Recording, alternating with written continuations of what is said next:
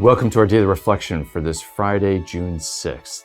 And today we have the first reading in Acts where Paul is going to appeal to the emperor. So he's going to go to Rome. It's going to give him a ticket from the Holy Land and Caesarea Maritima all the way to the heart of the empire. And why does Paul do that? Well, I think primarily he does it so that he can bear testimony in the heart of the empire of Rome and even to the emperor. So he wants to give witness because he loves Christ. And we know that'll ultimately lead him to his death in Rome. And so Paul is being a bold witness, which is exactly what we see in Psalm 103.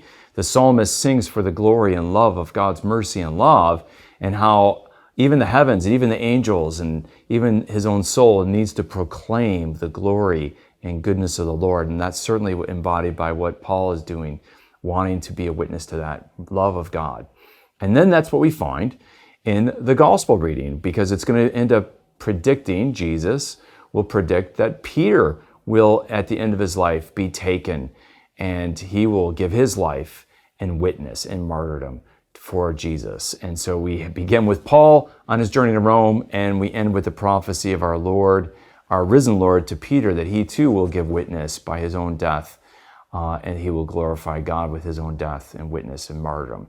And so it's Peter and Paul. And of course, it's interesting, at the end of this month, on I think June 29th, we'll have the feast of Peter and Paul, the two witnesses, the two martyrs in Rome. And so we kind of have a little bit of foretaste of that in the readings today. In Jesus' dialogue with Peter, I want to highlight one theme. And there's an interpretation of this that is very common and popular nowadays, where Jesus says, "Peter, do you love me more than these?" And the word that Jesus uses is agape. And then Peter responds with, "Lord, you know all things. You know that I phileo you." And there's a different Greek word for love. And sometimes people like to rank, well, agape means unconditional total love, and phileo is the love of friendship. And so it's a lower level of love. And therefore, Jesus is asking Peter for agape, and what Peter's willing to give, what Peter's comfortable to give, is filial love, friendship love. And I think that ranking of agape over and against filio is probably, in my interpretation, not accurate. Why? Well, for two reasons. One, Aristotle sees the highest form of love as friendship, intimate friendship. And that was common in the Greek world. So this ranking of agape over and against filio is not typically what we'd always find in the Greek world. Friendship is the highest form of love. Secondly, another reason why I wouldn't rank agape over and against filio is that word filio love is used for the Father and the Son earlier in the Gospel of John.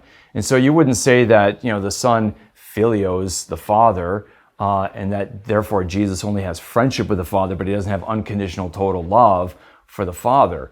But if you want to interpret it strictly, that's what you'd have to do in that case.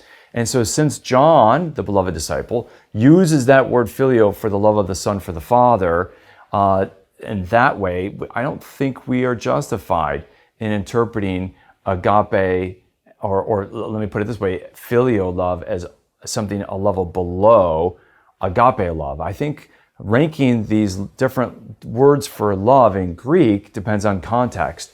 And remember, at the end of the Last Supper narrative, Jesus says, "I no longer call you servants, but I call you friends," right? That's what we get filio. And so Philadelphia means the city of brotherly love, right? So Jesus calls the apostles in this intimate time friends.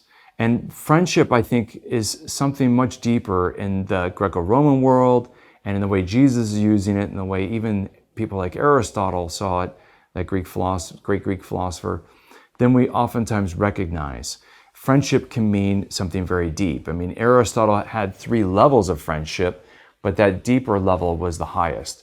And so I think today, the third time when Jesus says to Peter, "Do you love me?" he uses the word filio. Do you have filio? And I would interpret it as, all right, do you agape me? Do you love me in this generic, unconditional way? Yes, Peter says, I filio you. So Peter's saying, yes, and that word of filio for Peter then is, you're my intimate friend. You are my friend, and I love you with this great ideal of total friendship. And then Jesus then responds,